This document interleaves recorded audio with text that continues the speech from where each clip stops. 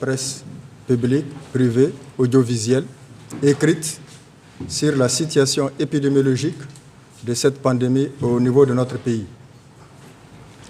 Comme je le disais, nous vous tiendrons régulièrement informés de la situation, de son évolution, des cas confirmés, des cas de décès, des cas guéris, mais aussi nous allons réitérer, et ça nous le ferons chaque fois que de besoin, la nécessité pour tout le monde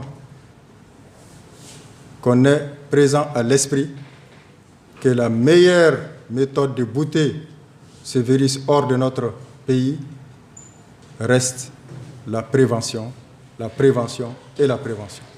Donc nous n'allons jamais cesser de répéter les mesures barrières qu'il faudrait respecter afin de pouvoir contraindre ce virus à disparaître de notre pays.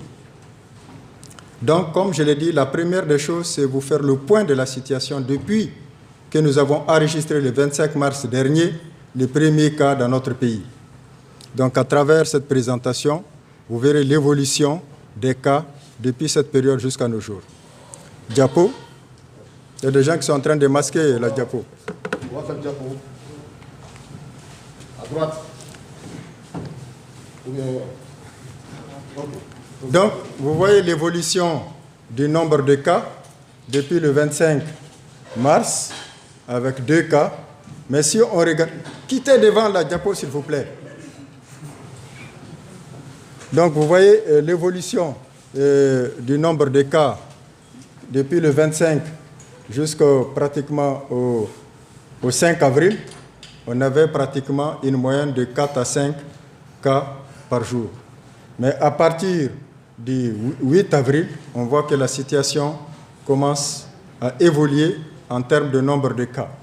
Donc, vous voyez, depuis 15 et aujourd'hui, nous avons 28 cas. Parallèlement à ça, nous avons aussi mis les décès. Donc, pendant toute la période, nous n'avons enregistré que 13 décès. Et je rappelle, c'est extrêmement important que sur ces 13 décès, nous n'avons enregistré dans nos formations sanitaires que 3 décès en dehors du district de Bamako. Tous les autres décès sont constatés à l'arrivée.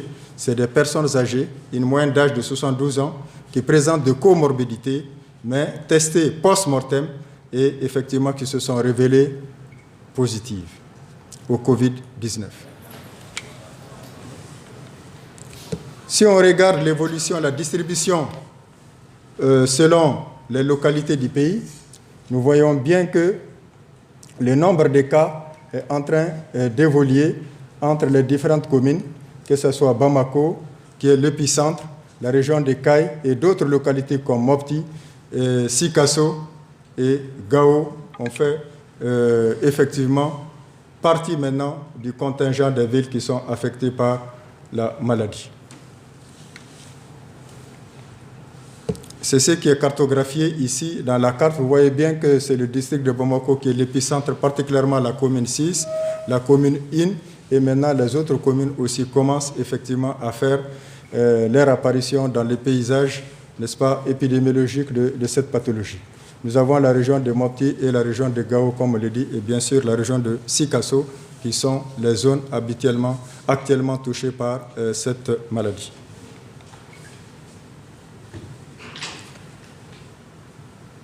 Par rapport à la prise en charge, j'ai dit que la plupart des cas sont pris en charge dans les structures dédiées à cela. Et par rapport à tous les cas qui ont été hospitalisés, je le répète, dans nos différentes formations sanitaires au niveau du district de Bamako, l'évolution est favorable et nous avons enregistré un certain nombre de guérisons et les guérisons interviennent après 2 tests successivement négatifs que nous faisons le 8e et le 13e jour. Au-delà, au terme de ces 2 tests positifs, le sujet est considéré comme guéri. Mais cela ne voudrait pas dire qu'il ne doit pas continuer à prendre les mesures, les précautions nécessaires pour éviter de se récontaminer une fois de plus. Les gestes barrières, comme on l'a dit, nous n'allons jamais cesser de les répéter. L'usage de la bavette, le lavage des mains à l'eau et au savon, l'utilisation du gel hydroalcoolique, la distanciation extrêmement importante de plus de moins 1 mètre entre les différents individus pour ne pas projeter les gouttelettes de salive, les flux qui peuvent être très, très, très contagieux. Donc voilà un peu la situation assez résumée. Au-delà de cette présentation qui fait état d'une évolution depuis un certain temps du nombre, je voudrais d'abord vous dire que depuis le début de l'épidémie, par rapport à la question de Touré, la première question ne sera pas répondue. Combien de médecins sont infectés? Ça ressort de l'éthique médicale. Ça, je suis désolé. Si je le dis aujourd'hui, demain, je me retrouve en prison, le même jour. Ça, c'est le secret professionnel. Je suis tenu par le secret professionnel. Je ne peux pas vous dire combien de médecins sont. Et ce n'est même pas... Je ne dis ni le nombre, ni etc., encore moins le nom. Ça, c'est très clair. On respecte l'éthique, on respecte la déontologie. Vous pouvez chercher, vous pouvez dire, je vois plein de choses sur les réseaux, des gens qui vont dire qu'on a des chiffres de, je ne sais pas, astronomiques, que les chiffres que nous donnons sont faux. Mais c'est des gens qu'on doit même poursuivre. Sur quelle base ils tirent ces chiffres? Et qui vont spolier l'opinion nationale et internationale.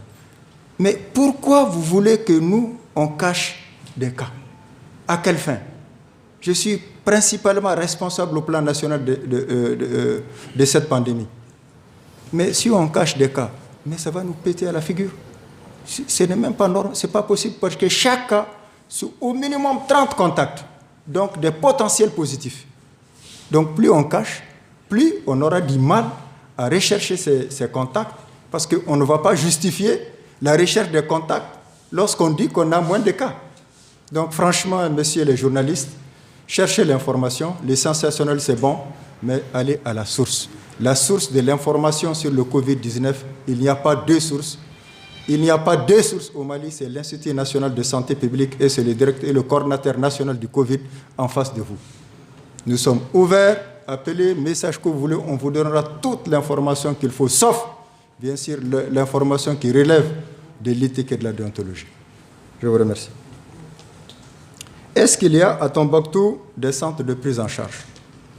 Nous avons, le ministre de la Santé a instruit à toutes les directions régionales de la santé, et y compris si vous visitez Bamako, vous pouvez faire le tour dans toutes les structures, vous trouverez dans chaque centre de santé communautaire, centre de santé de référence, et même certains centres de santé communautaires, de mettre en place au minimum une salle d'isolement pour les cas suspects avant que le diagnostic ne soit posé.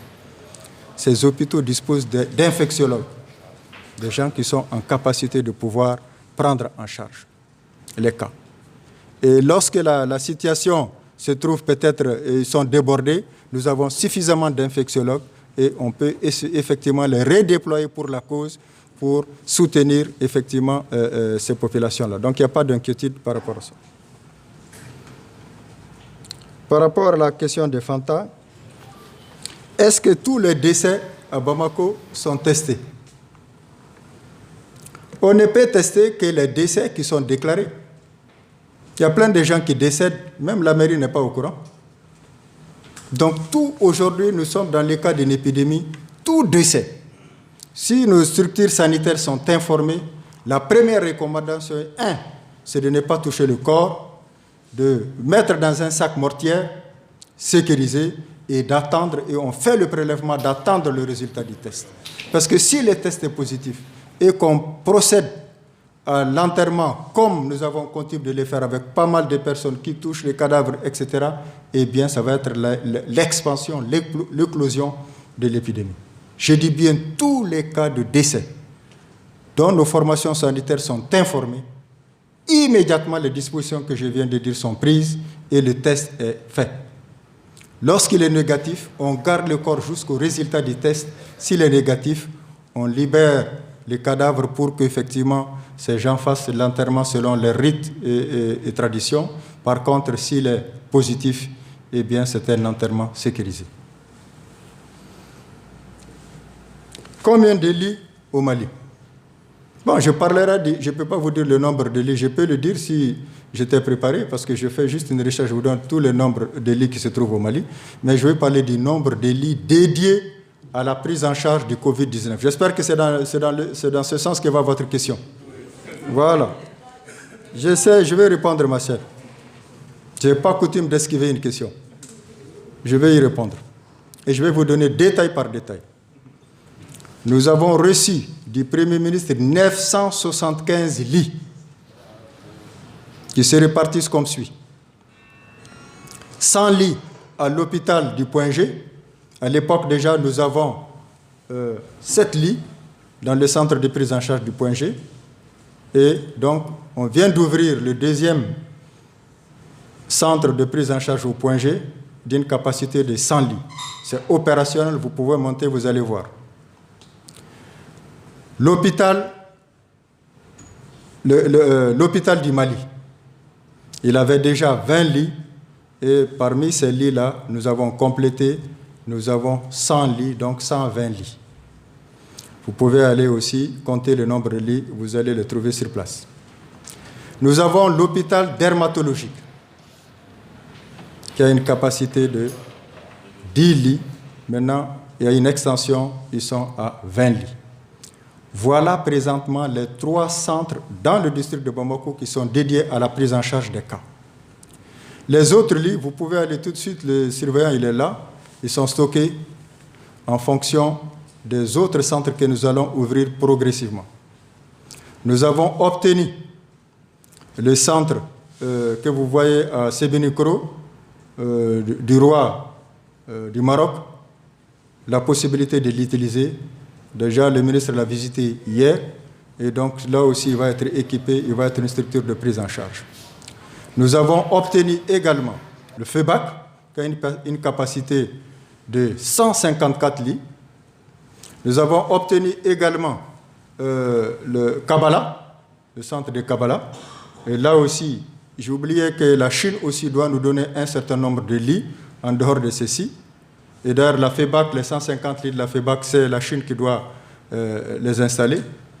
Et nous avons obtenu également le centre chinois sur la route de l'aéroport que vous voyez qui est à gauche aussi et que nous allons équiper pour la prise en charge. Pour l'instant, les structures qui existent ne sont pas débordées en termes de nombre de cas.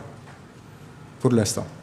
Et donc, c'est progressivement, ces structures vont évoluer. Et si d'aventure, on ne le souhaite pas, toutes ces structures sont débordées, mais quand même, il y a les sorties. Ça, c'est évident. C'est au bout de 2 semaines, en général, si le sujet est testé négatif à 2 reprises, il sort, donc il est déclaré guéri. Donc, il y aura une déflation au fur et à mesure, effectivement, on va décongeler. Parce qu'on est au début. Vous voyez, c'est pourquoi on a un nombre de guéris réduit, parce que au début, on avait très peu de cas, et c'est maintenant qu'on commence. Vous allez voir, la semaine prochaine, le nombre de cas de guéris va augmenter de façon progressive. Donc, voilà un peu la situation. Donc, je ne crois pas que ce soit le problème de lit qui va nous poser des problèmes. Si c'était le cas, la réquisition est une possibilité. Des hôtels vont être réquisitionnés pour assurer la prise en charge.